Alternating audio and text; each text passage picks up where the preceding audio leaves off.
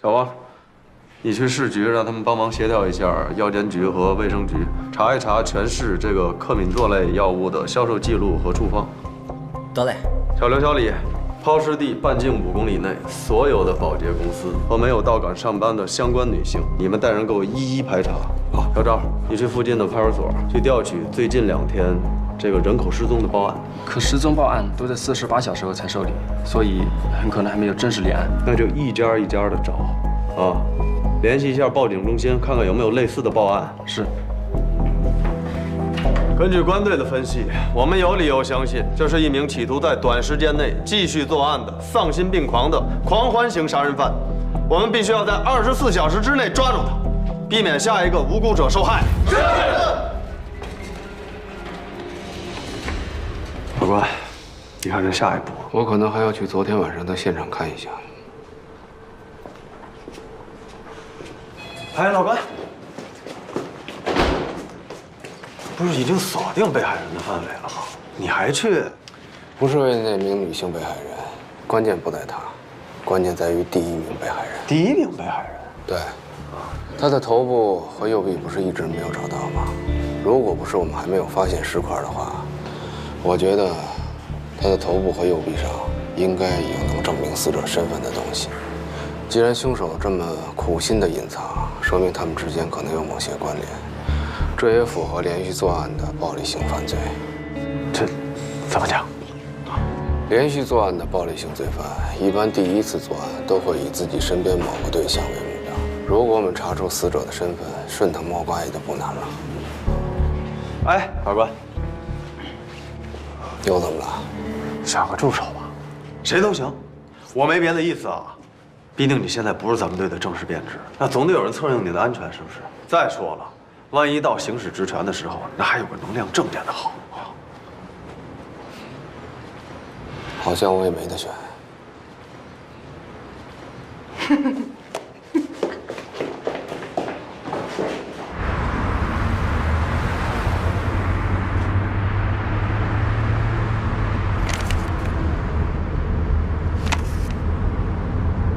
郭老师，昨天晚上我要说了什么不该说的话，您千万别往心里去啊！我就是……没事儿，应该道歉的人是我。不，都是我初来乍到，我应该给您道歉，给您添了那么多麻烦。不过您说那个保安说的话能作为排查方向吗？不能。啊？没有经过刑侦训练的人，容易出现所谓的目击缺失，也就是对看到的事物没法精确的复述或者回忆。那您还派我？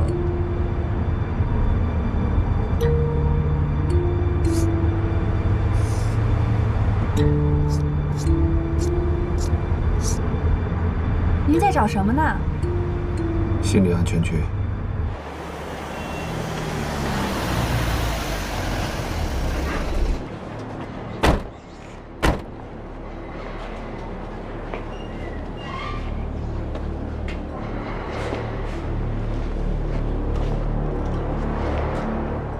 每个人都有自己熟悉的、经常活动的区域，也就是所谓的心理安全区。对于犯罪这种极端的行为，心理安全区就更加重要。大部分连续作案的凶手，头几次基本上都是在自己心理安全区之内。那怎么确定心理安全区呢？这个范围通常是以凶手的住所、工作单位，还有常去的娱乐场所为中心，向四周辐射。如果他出门惯用是步行的话，那么辐射的半径不超过1公里；骑车的话不超过3公里；如果是开车，大概是5到10公里左右，或者更多。那如果是骑摩托车呢？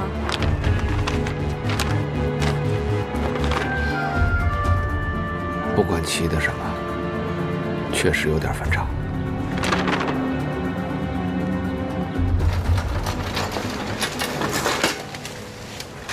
目前这现场破坏的有点严重。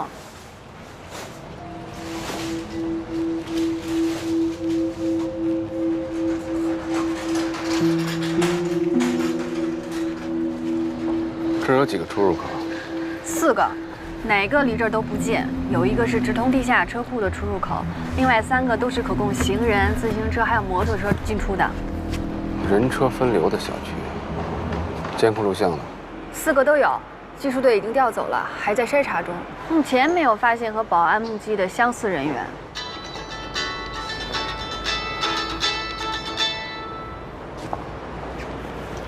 4个出入口，凶手为什么不走慢路？关老师，周队说找到了。女性被害人叫谢静，远洋国际的保洁员，今天没去上班，电话也打不通。她的身高体重都符合尸体的特征，她跟她哥哥一起住，2个人是从杭州来打工的。啊，哎，对了，谢静最近交了个男朋友。好，我知道了。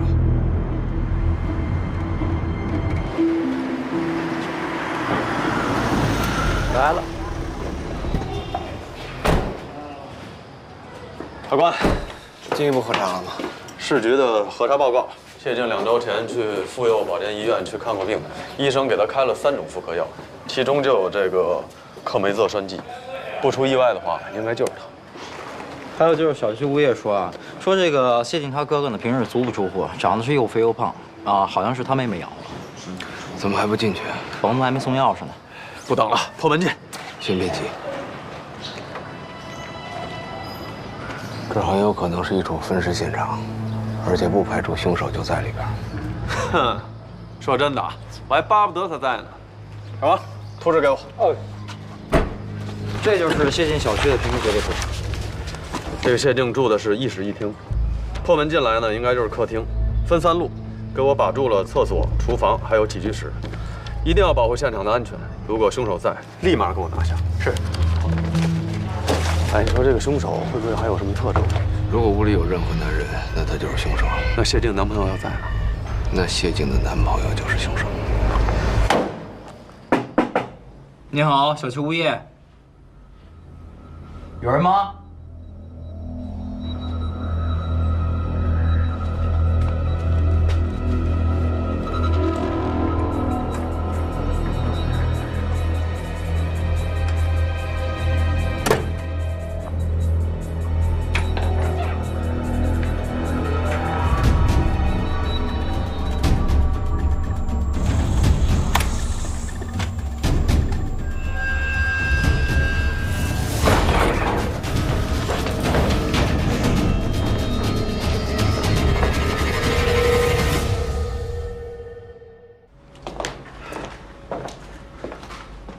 地儿找对了，但是人不在。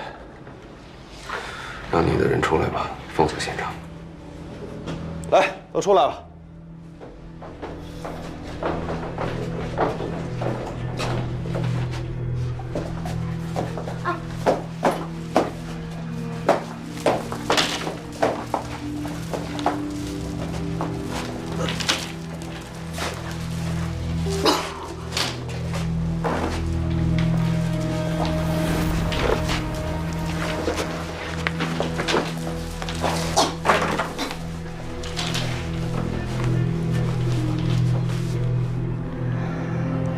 跟第一抛尸现场足迹相同。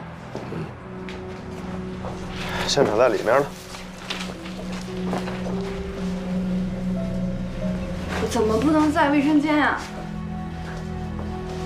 卫生间与隔壁邻居相邻，凶手估计是怕动静太大了，引起别人的注意。而且从平面图上看，那儿空间太狭小了，不适合做大动作。可是。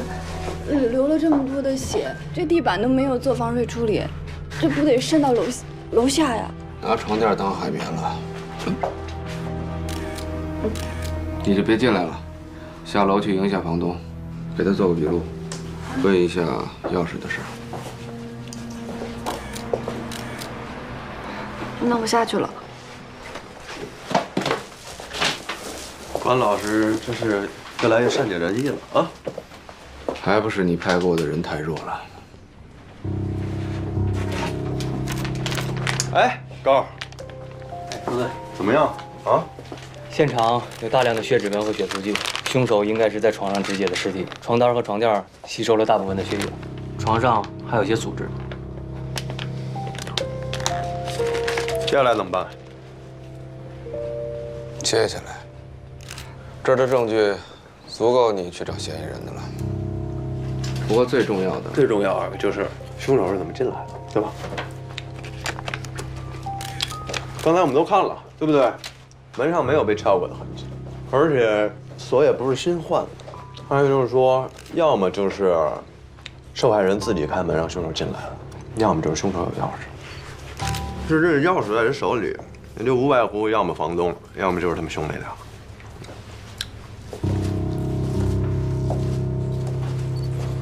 谢静的男朋友。不可能，这钥匙一共2把，一把在我这儿，一把在谢静和他哥那儿。可谢静万一私自找人配了几把呢？那我怎么知道？赶紧说说我这房子怎么了？我劝您还是别上去的好。那我修房门的钱你们谁给我报销？总不能就这么给我把门砸了，算我倒霉吧？不是，您放心，我们肯定。那个保安啊，真看见了。看见什么了？不知道。一个穿着艳色服装的摩托车手。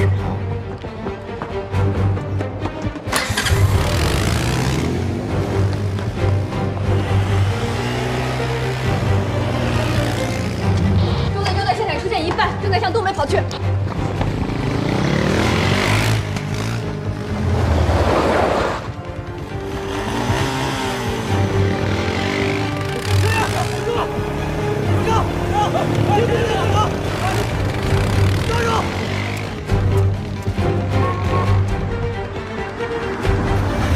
前面什么特征？红白相间的皮衣，红黑色的头盔，然后黑色的摩托车。哎，周队，周队！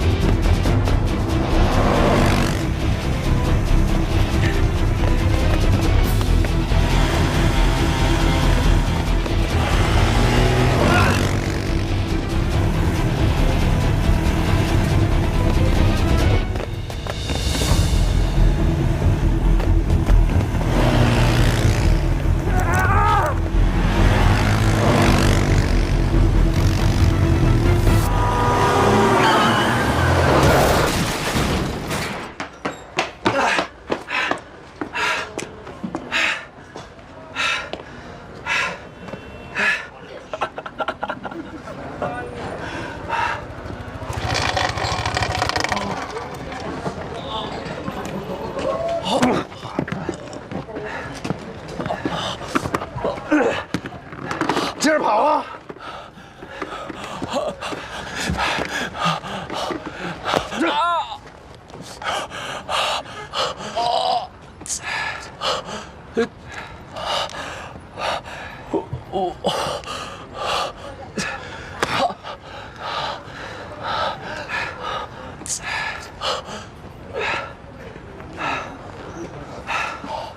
喂，老关，我在永宁街东北口截获了嫌犯，啊，赶紧叫人来清理现场。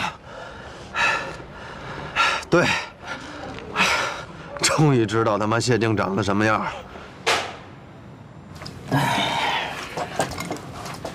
跑啊，跑什么跑啊？有人追我，我下意识就跑了。不做亏心事儿，警察追你就跑啊？你们警察牛逼呗，见谁抓谁不是？你废什么话呀？啊，你不跑能追你啊？你们不追我，我会跑吗？你不跑，我不就不追你了吗？你不追我，我不就不跑了吗？哎，真他妈废物！哎，你去，把他换出来。我能行吗？我还没审过讯呢。这么大的案子，要不要关老师和周队一起啊？去吧，没事儿。别忘了我刚才教你的。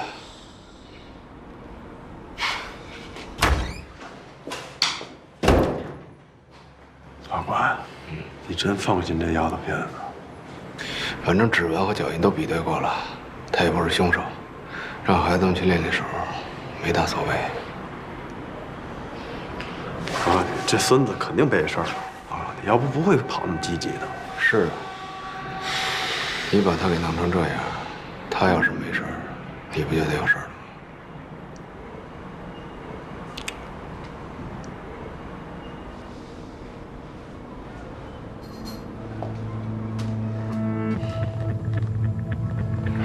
姓名、 5号，年龄、 25，家住哪儿？丽景家园。家里几口人？我和父母一起住。我爸是环卫工人。今天去小区做什么？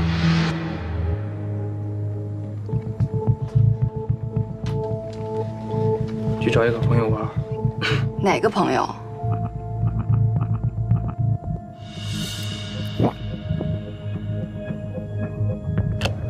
知道我们为什么抓你吗？不知道。那你和谢静之间到底怎么回事？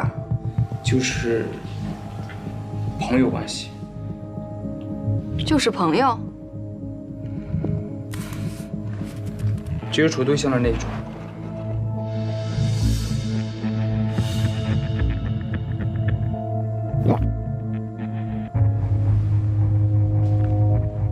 那你还不知道我们为什么抓你？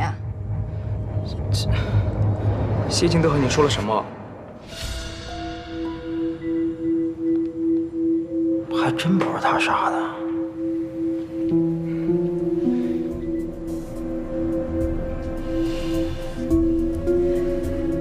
你觉得他能和我们说什么？警察同志，你千万不要相信他说的，我只是负责找下家，车都不是我偷的，而且我早就打算不干了。成了，看来是个盗窃销赃的团伙，你这处分算是躲过去了。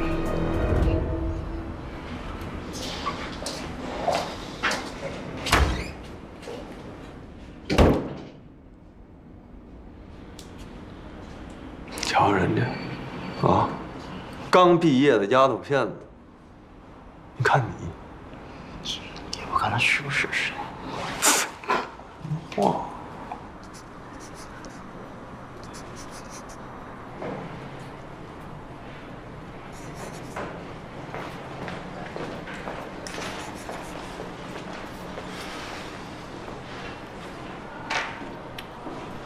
这个谢静啊，发现她男朋友是摩托车盗窃团伙的，所以就威胁她，然后如果再干，不但分手，而且还会报警。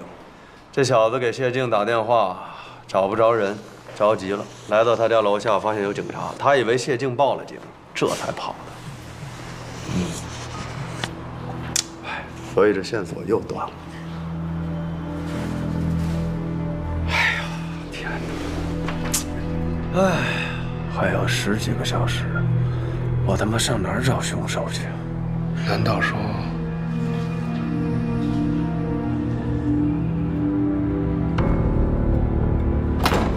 协调网络公司进行排查，找一个原本几乎每天24小时都在线，最近没有登录的用户，然后走访各小区，找一个25到28岁之间，身高1.77米，体重90公斤，养猫，还手排挡车的独居男人。走访各烟草销售点，找一个天天去买烟但最近没有出现、符合我之前说的标准的男人。可是周队，范围呢？如果是按照整个京港来排查，1年时间都不够啊。范围以抛尸地为中心，半径2公里内进行搜索，如果没有发现的话，就再扩大搜索范围，4公里、6公里、8公里，还他妈愣着？是。告诉你们，都给我打起精神来！还有10几个小时。谁也不许请假，不许吃饭，不许睡觉，拉屎撒尿也不许。在没有找到第一被害人的住所之前，都他妈给我连轴转！哎呀，有人端路吗？快点，是经理。有。有是吧？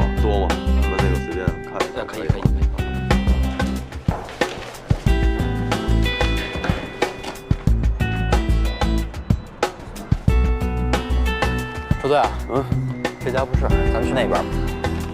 走，查一下就是你这个小区。哦，好，谢谢。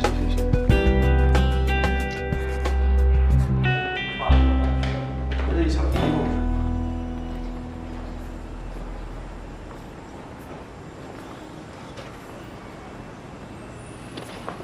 潘老师，这都拆成这样了，我们还能找到什么呀？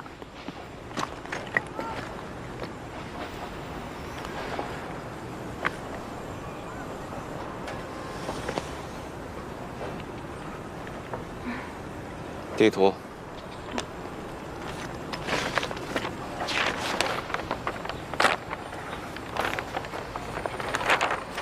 知道为什么让你放弃一线的行政工作吗？每天面对无数的现场勘验、尸检报告、监控录像、指纹脚印、书证、物证、目击证言，你要不断地利用自己的刑侦知识做出判断和选择。而这个判断一旦错误了，整个的刑侦方向就会受到误导。关老师是不会出错的。没有人敢保证自己从来不出错。如果我判断错了凶手的心理安全区的话，我不但抓不到凶手，有可能某些无辜的人还会因为我错误的判断而丧命。所以，一线的侦破人员手里握的不只是正义和真相，更可能是那些无辜者的生命。不会的，我们这么努力，肯定能找到他。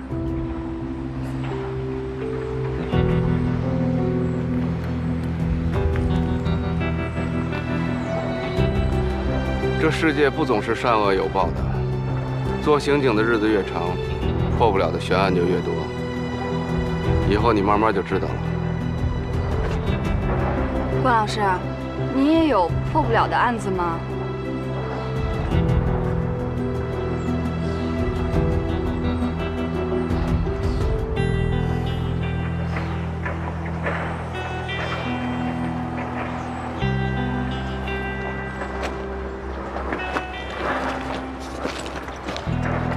这附近有多少个小区8个，周队正在南面那2个小区做走访呢。8个。他为什么会在这个地方抛尸呢？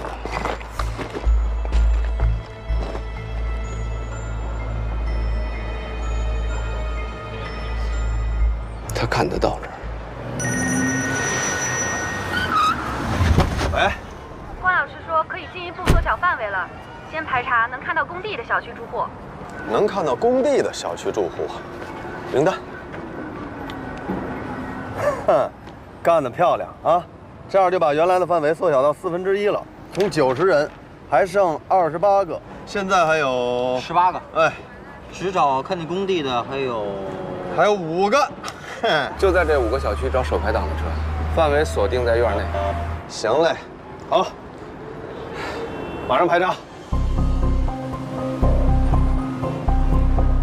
关老师，你怎么能确定这车就停在院子里呢？长期不出门的人会把自己的车停在比较安全稳妥的地方。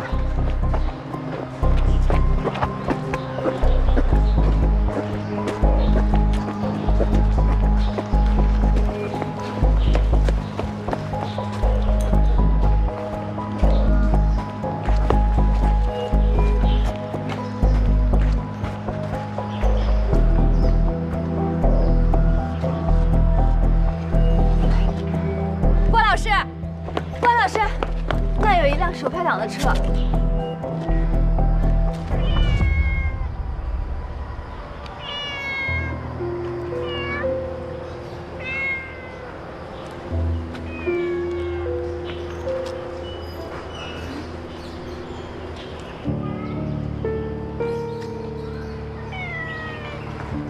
好可怜的野猫啊！这应该不是野猫。指甲不久前被修剪过，毛根里面有浴液的味道。你是说？不会吧，这么巧？只可惜啊，这猫不像狗那么认家，要不然啊，它就可以带我们去找它主人了。但是它认识主人的车。妈，可你怎么能确定就是这辆车呢？法官，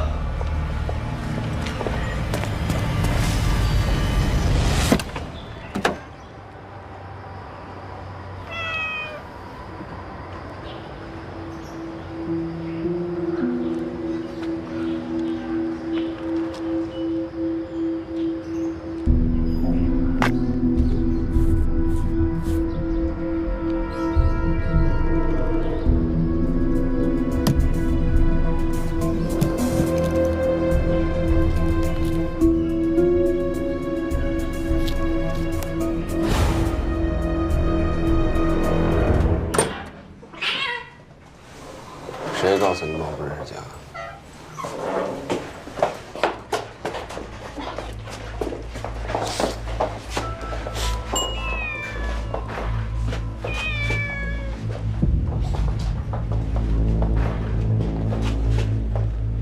法官，猫这事儿我算是听明白了。你是怎么确定这车是死者的呢？死者身高应该跟我差不多。我刚才坐在他车上的时候，觉得位置刚刚好。不过方向盘离座位的距离比较远，应该是个胖子。烟灰缸虽然是干净的，但是车顶的内衬有烟味儿。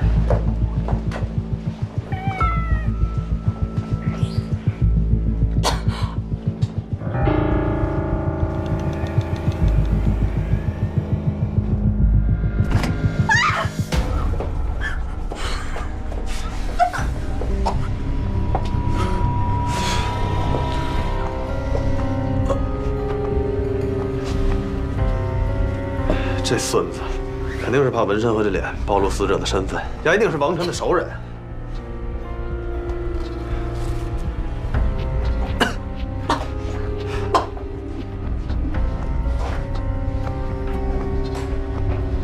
这位，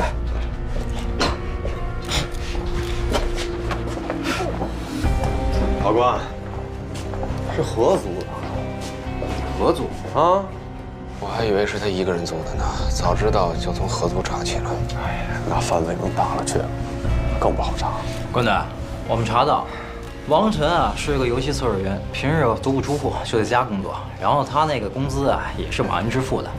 那个物业公司跟我们说呀，跟他合租那个人叫高远，26岁，好像是在什么快餐店打工。我们正在查那快餐店。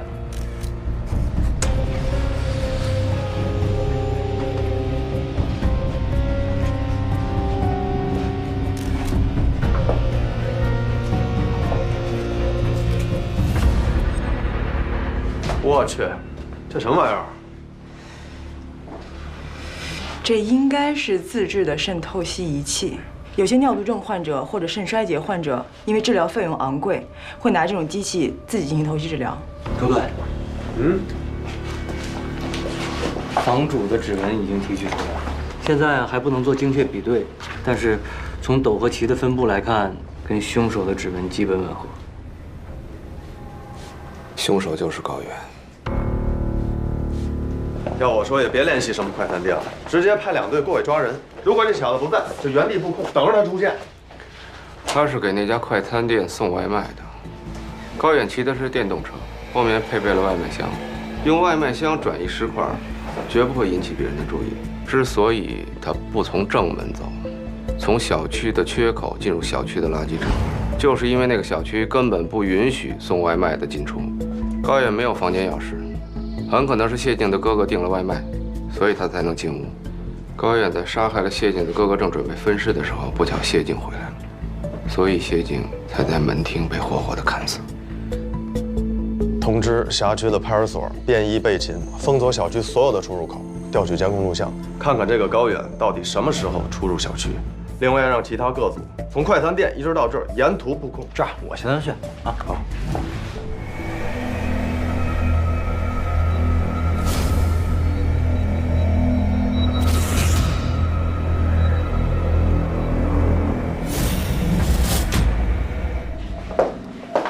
老高，怎么样？凶器找到没有？还没有啊。关老师，高远他为什么要杀人呢？他有什么作案动机吗？这个人与社会存在着明显的隔阂感，他有肾病，很严重，要付不起昂贵的医疗费，就只能自己治疗。他应该是一个智商很高，但却很自卑的人。他一直渴望有一个健康的肾，一个健康的身体，所以心态就变得越来越扭曲，憎恨厌恶那些有着健康的身体，但却自甘堕落的人。哎，垫子下边找呗。哎，来看我垫子下边。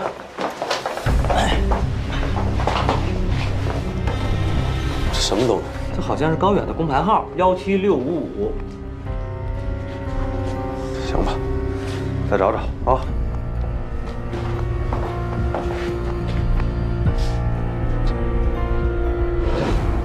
喂，我是刚才往您家送外卖的，我的工牌是不是落在您家里了？工牌号是17655，17655，17655。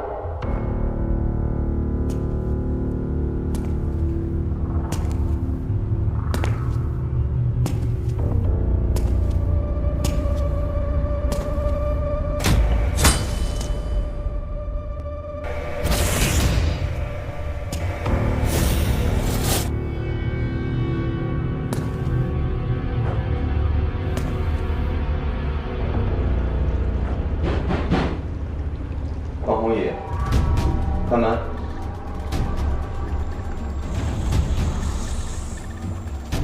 我知道你在里边。关宏宇，开门啊！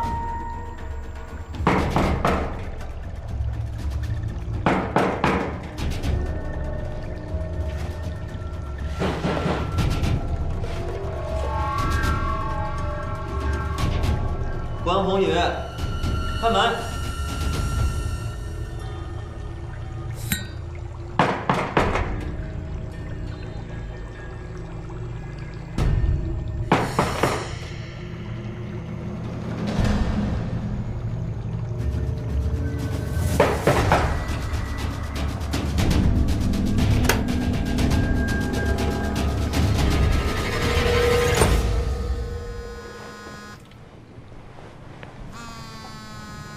关老师，是你电话吧？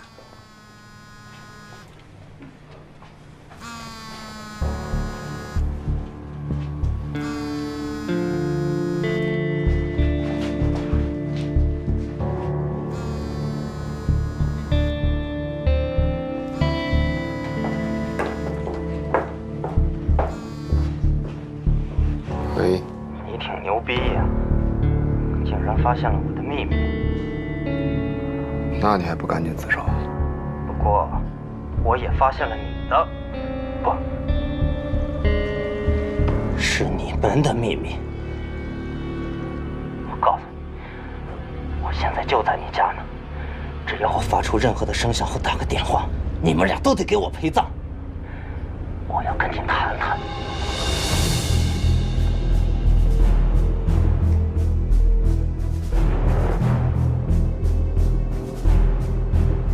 关老师，你怎么了？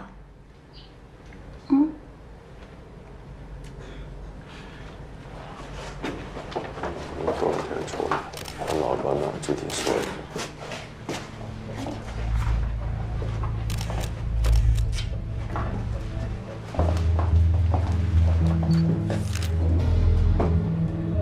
怎么了，老关？啊？还没事，身体吃不消了吧？熬了一夜，赶紧回去休息吧。啊，你的任务完成了，这儿叫我了。那我先走了。哦，我要不要送关老师回家？不用了，你也一直没睡，开车不安全。慢点啊。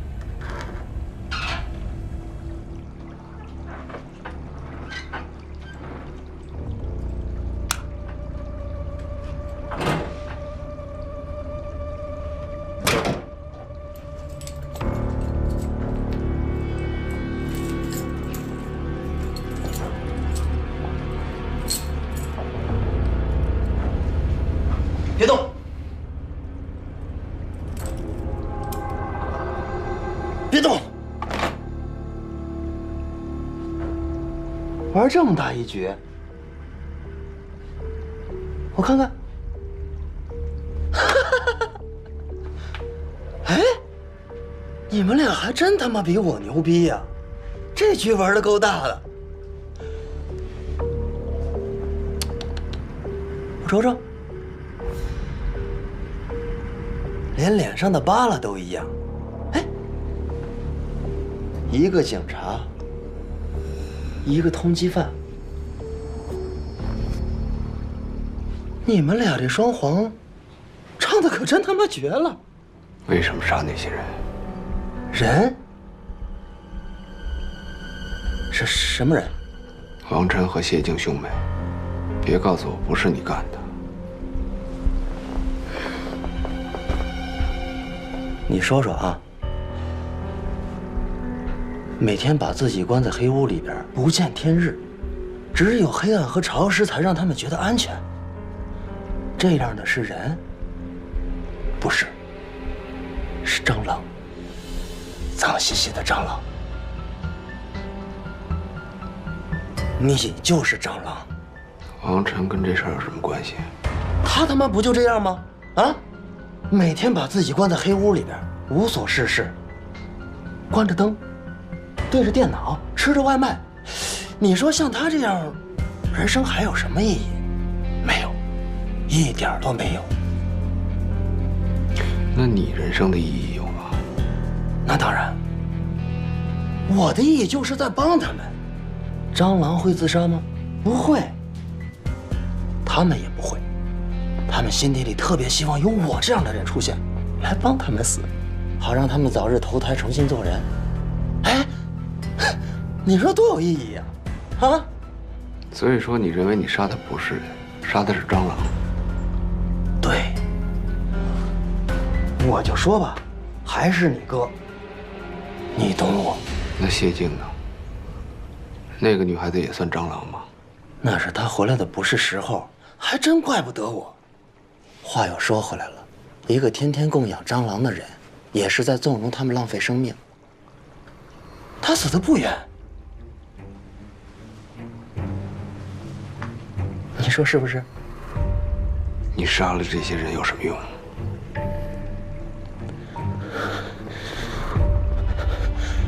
我恨他们。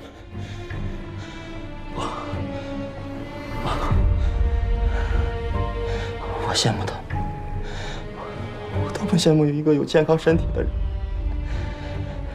这个世界太不公平，哪怕一个囚徒，一个乞丐，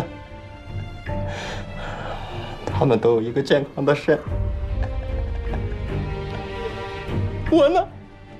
啊？我没有，我没有。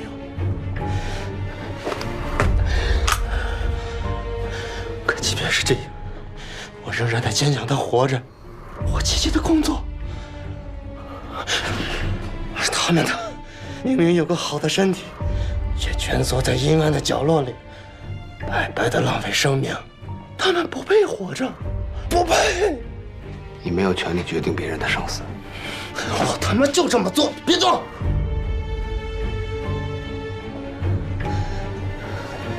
今天你们哥俩的命也在我手上，我就要看看我有没有这个权利。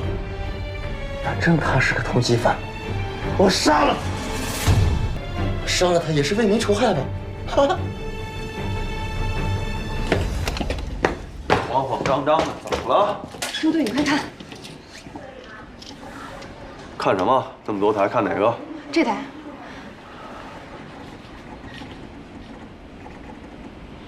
哼，得了，请我吃饭吧啊！让我救你和老关一命。哼。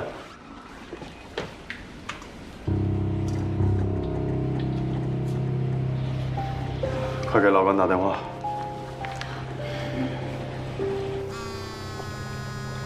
别动！你他妈别动！没人接呀。小王，带着4队跟我走，马上。头岗小区，赶紧去老关家。你到底想干什么？帮我摆脱嫌疑。看来我高估了你的智商。现场证据那么多，谁也帮你消不了罪。那你就他妈给我想办法！你他妈有车能找到我，你就有办法让我逃出金港。我帮你干什么？让你去杀更多的人吗？你他妈给我假正义是吧？啊！你不是已经这么做了吗？啊！你这个逃犯弟弟不就在你家里藏着吗？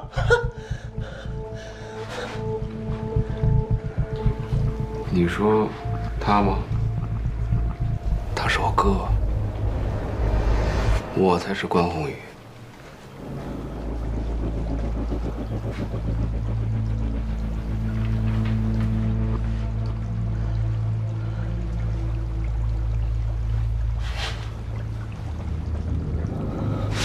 你们他妈耍我是吧？啊！老子陪你玩到底！你他妈别动！别动！我就拿出来行吗？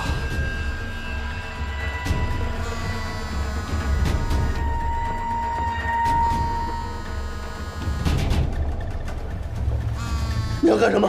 刑侦队长打来的，接还是不接？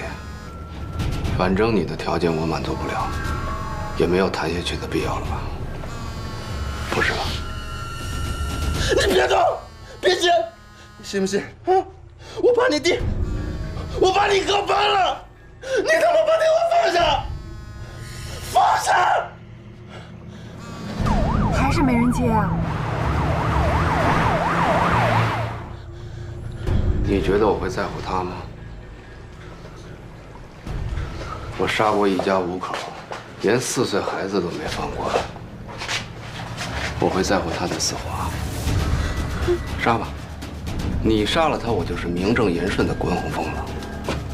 你跟我弟弟结伙作案，我做哥哥的大义灭亲，你们之间狗咬狗，关我屁事啊！我他妈现在就扒了他！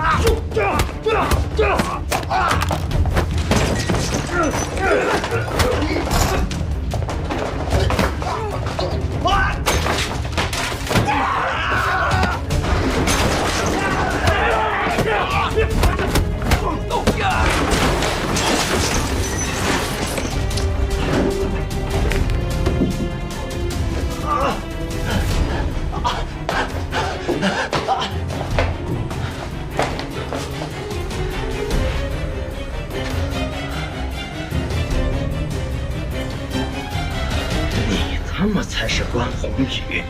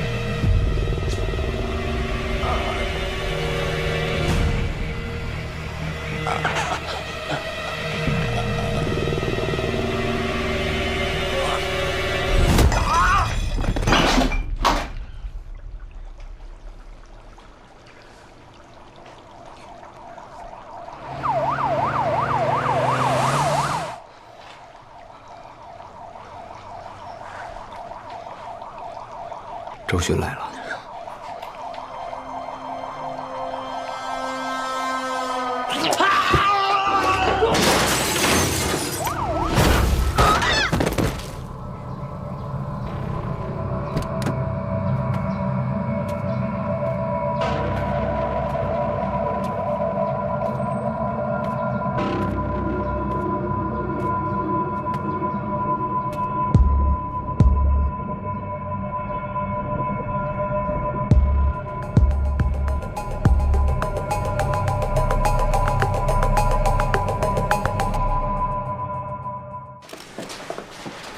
小王。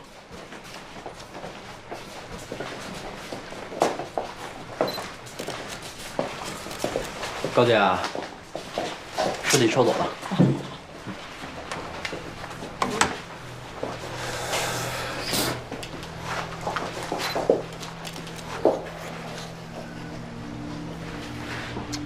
行了，再好好勘察一下啊。嗯，行。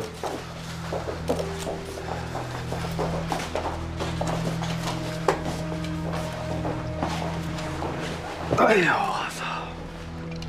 亏了在警校学那几项你还记得，要不我真的就算是死都对不住你。这事赖我，也负责好你的安全。我这回也算全套服务到位了，手把手的把凶手交到你手里了。关老师，哎，不用了。都怪我不好，是我太粗心了，没有保护好你。这与你无关。来法医队缝个针吧，或者我陪你去医院。晚点再说。行。先休息，那你啊。回头明天我让小周过来接你，到队里做个那个笔录，顺便不让你失望。那就多谢了。啊，对了，老周，周书彤这次没少出力，结案的时候别忘了把他名字一块上报一下。行啊，都听你的啊。实习生就给你请功啊，哼，你算是放了咱们队里面的卫星了。谢谢周队。周队。啊，差不多了，那收吧。兄弟们，走了，撤，收队。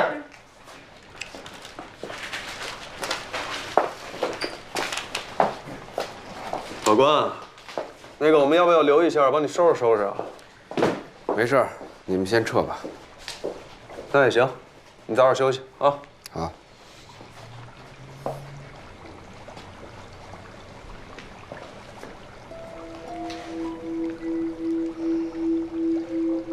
那我先撤了啊，老关。好。关老师，我先走了，谢谢关老师。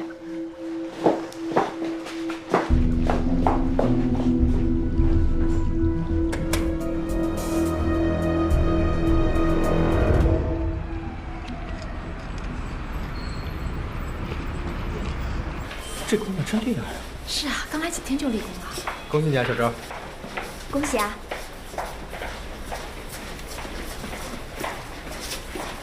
恭喜恭喜！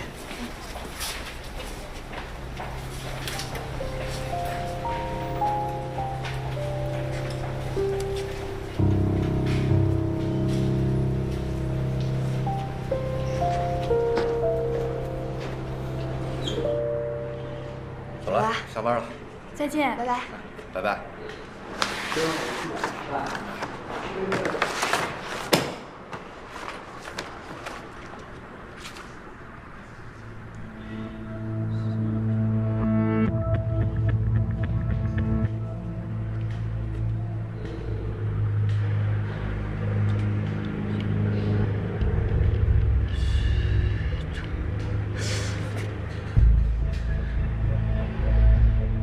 这个时间，关老师不是和我在一起的吗？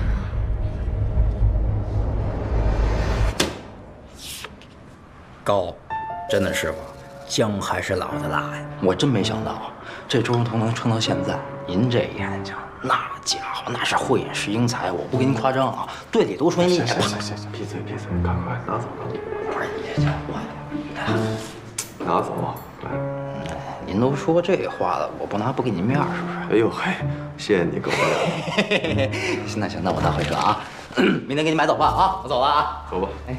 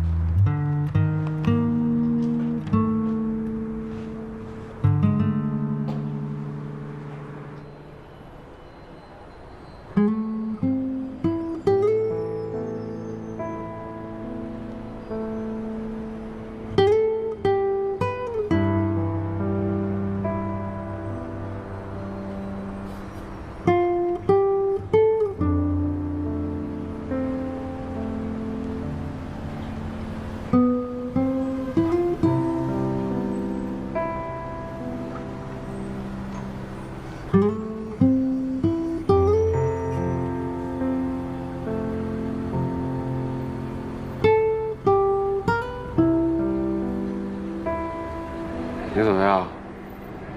没事吧？没事，皮外伤。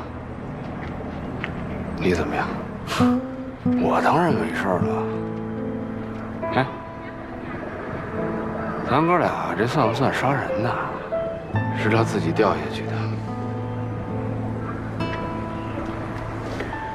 你为什么要放高远进屋啊？我要不让他进来，咱俩这事儿让他捅出去，你考虑过后果吗？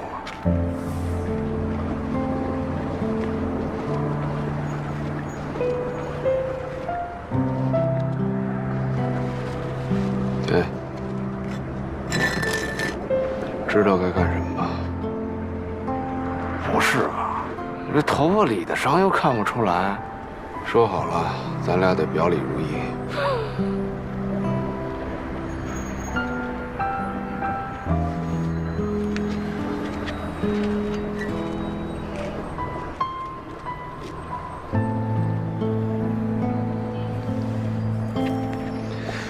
我说哥，还麻烦您以后能不能好好呵护一下自己这金贵的身体啊？啊，别等我还没沉冤得雪呢，我先让你给折磨死了。你听好了啊，如果你还背着我在外边搞小动作，说不好哪天我就挥刀自宫。哼，那这代价实在太大了，我还不如直接自首呢。我就算让人崩了我至少还落一全乎人儿。别废话，赶紧的。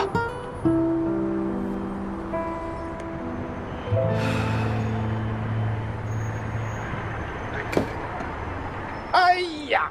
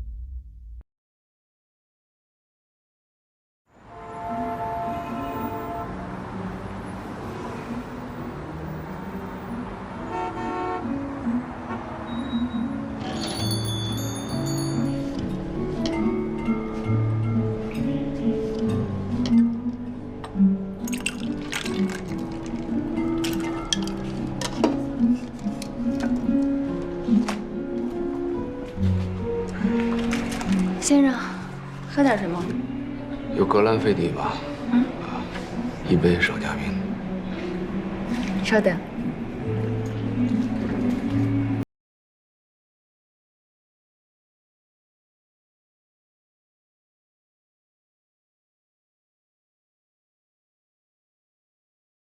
第10页，这谁干的？这胆儿也太肥了吧！拖到公安局来了。是贼就有露出马脚的时候。那这第10页记录什么呀？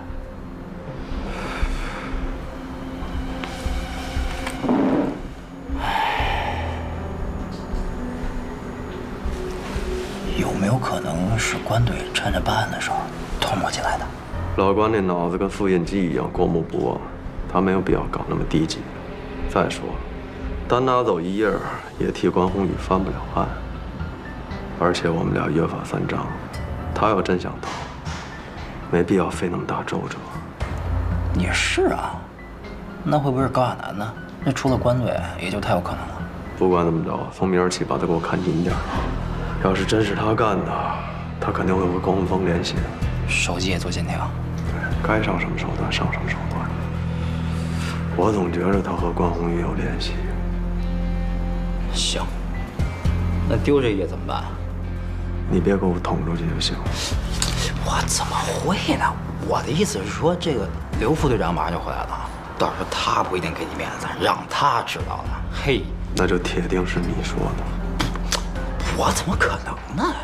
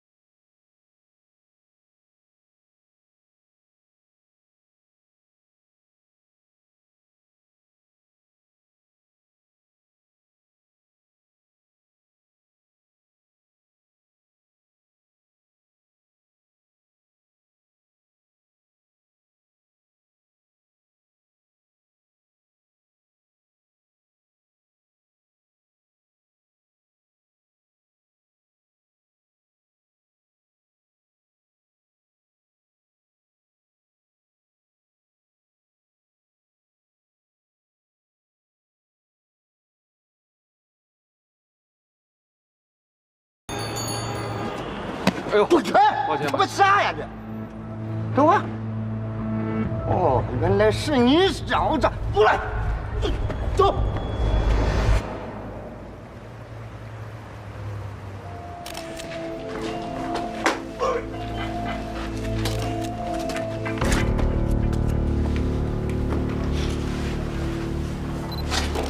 哎，这是他们。啊？哦，那个石原还在确定。你认识？岂止是认识啊！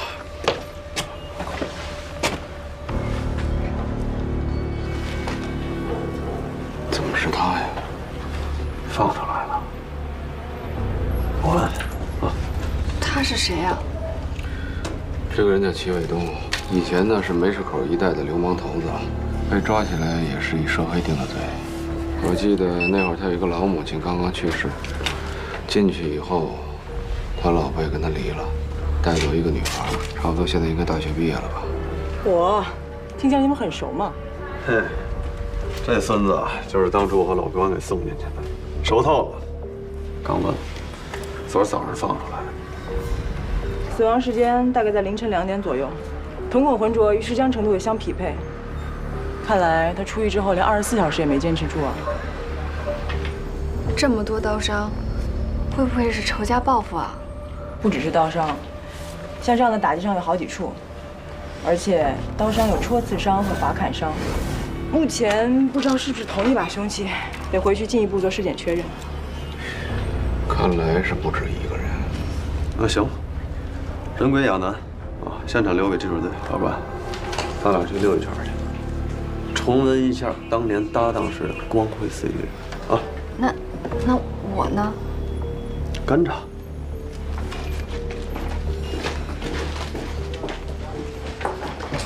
兔崽子们，赶紧滚！快走，走！周队，咱有话好好说嘛。这帮孙子以后再敢来，直接报警啊！走。废话，赶紧走。呀，关队，好久不见，好久不见。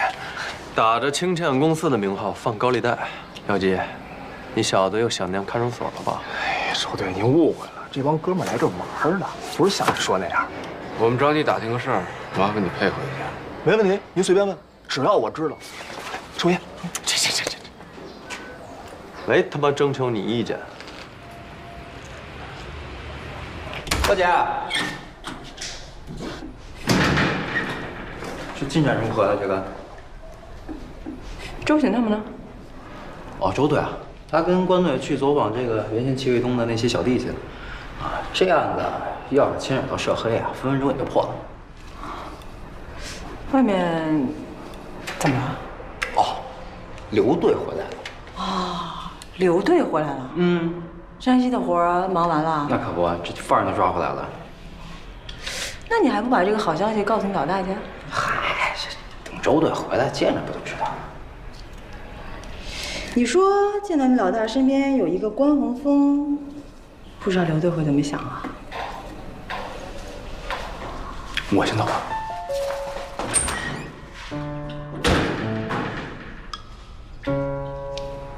他俩有事儿啊？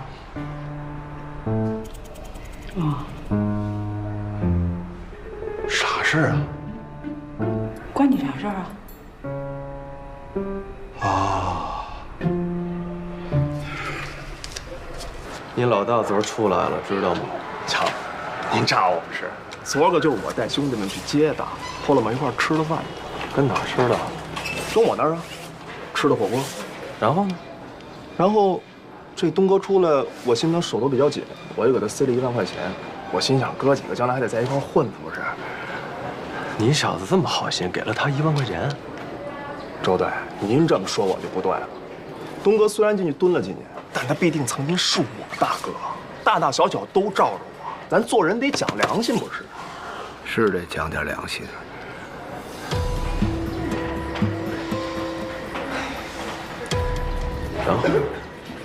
然后，这饭吃了一半，钱他收了，但是我看他挺着急的，他说他得走，我就没拦他。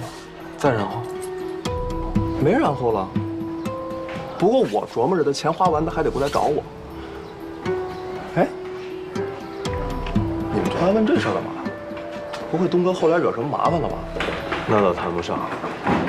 你知道这个齐卫东在外面有什么仇家吗？这都什么年月了，市场经济的时代，大伙儿都一门心思挣钱，谁还为点小恩小怨扯那淡去？直说了，就算在道上，只要你不挡人财路，人家不会跟你过死娘子。都是那时代了。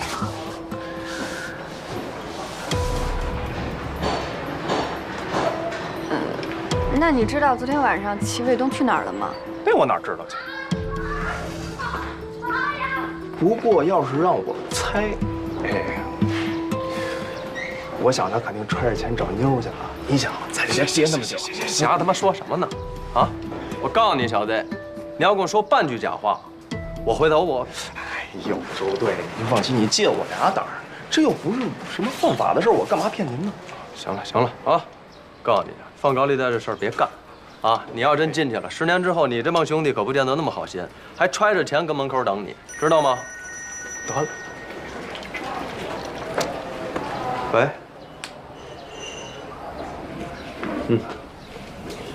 简单那边差不多，让他回去。啊，走了啊！哎，周队，那个见着东哥，您跟他说，要没饭吃，让他过来找我来。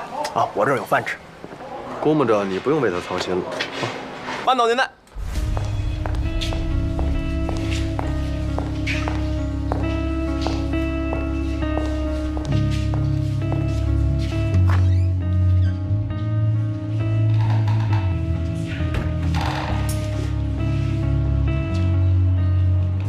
你好，你找谁呀？哟，小赵，欢迎欢迎欢迎来到我们长风支队啊！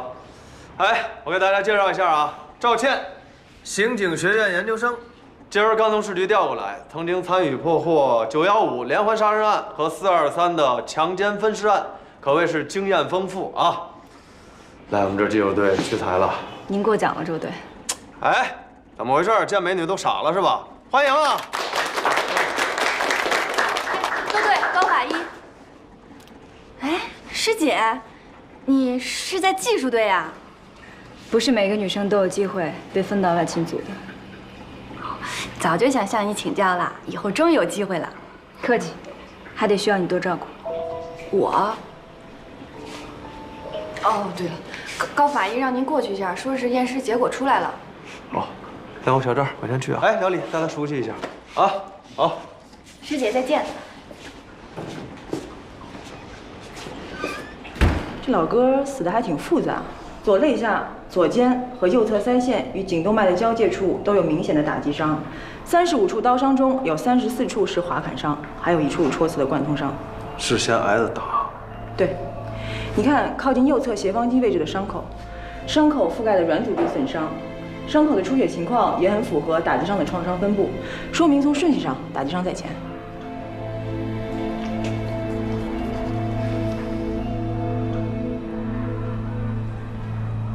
啊，不过这要是涉黑斗殴或是仇杀的话，实在是复杂了一点。死者先遭受了至少3处打击，打击力度很重，但并未造成严重的伤害后果。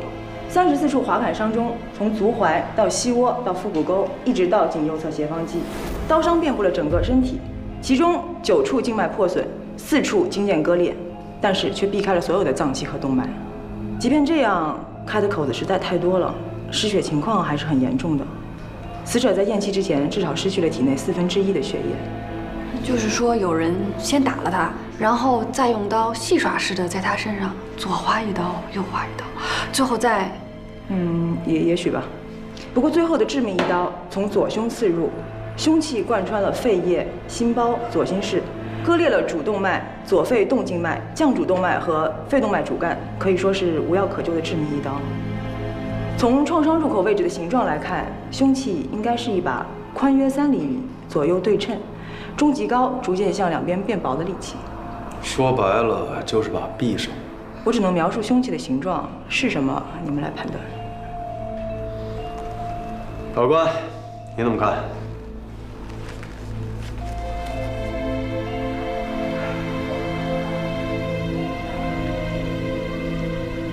哎，我跟你说句话，来。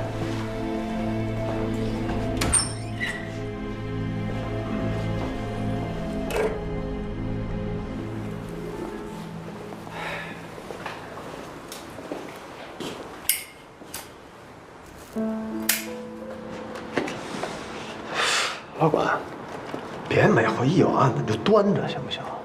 啊？我问你，咱俩的约法三章还算不算数？卷宗呢？队里的规定你是知道的吗？命案优先，咱有案子先办案子，行吗？啊，这我肯定给你看。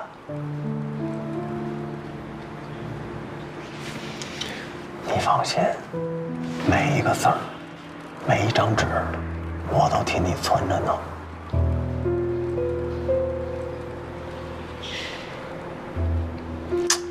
行，咱这把现场勘查情况汇报完了，我就带你去我办公室去看卷，行吗？你真是的，这案子又不费劲，天天办了也费不了什么时间。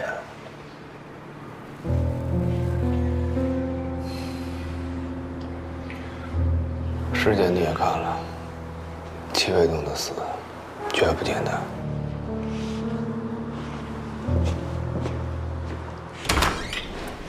划砍伤跟戳刺伤不是同一把凶器吧？显然不是。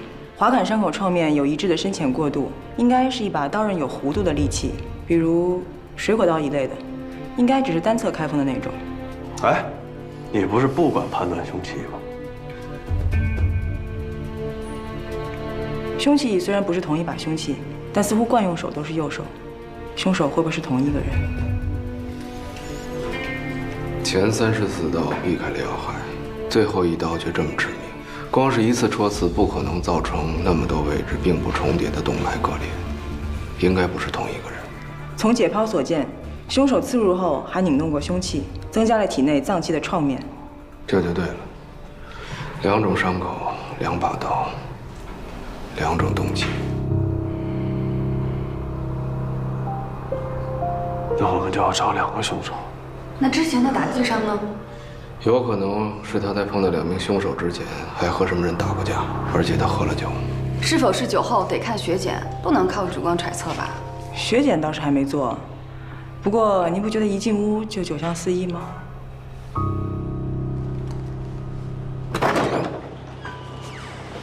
这，情况汇报完了吗？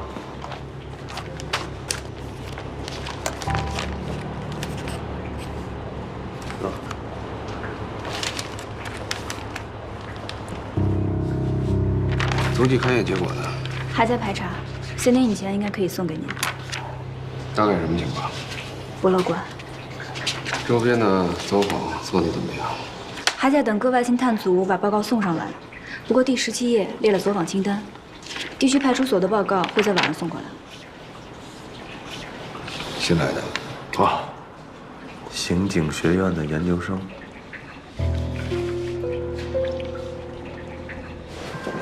1个钟够你看卷吗？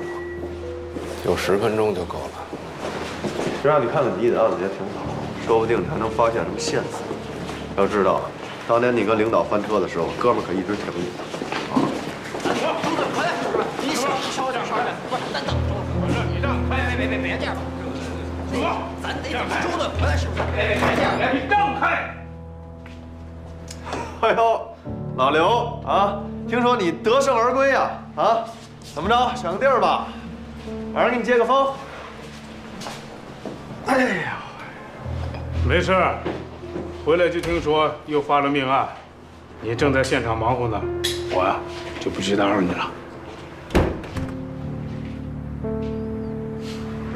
关队，欢迎你啊，回来支持我们的工作。别看都干了这么长时间，真要是碰上疑难案件，没你参与，可不行啊！哈哈。应该的。要不你们先聊，我去会议室。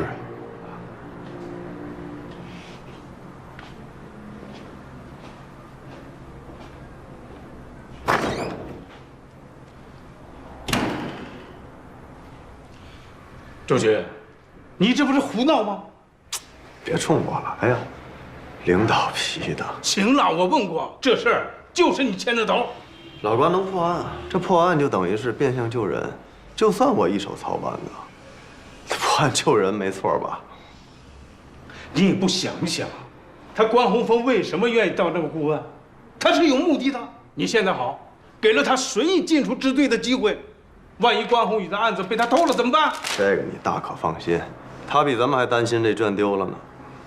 你怎么确定？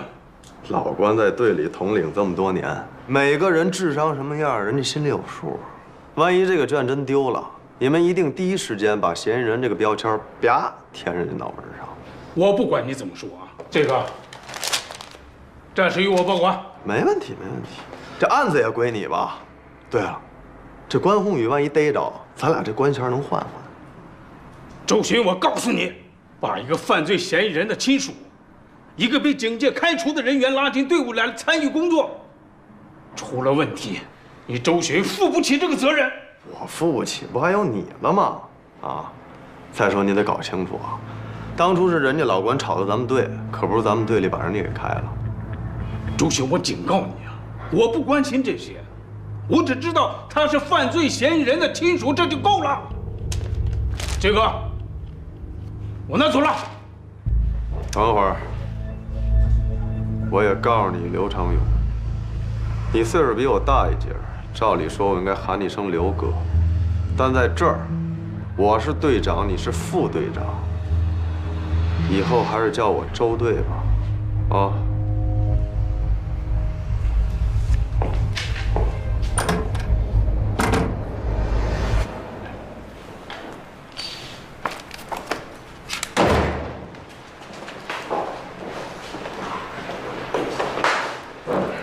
小周，负责记录。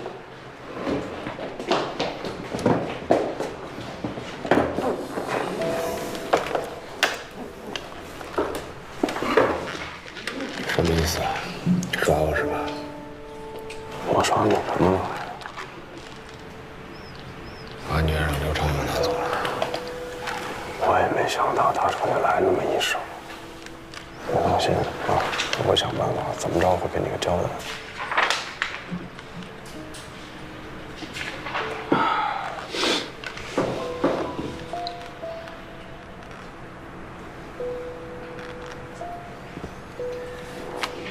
今天早上，在体育馆南侧发现的男尸，初步确定是因涉黑被抓起来刑满释放的，叫齐卫东。他是昨天早上9点半被释放出来的。小南，介绍一下事件情况。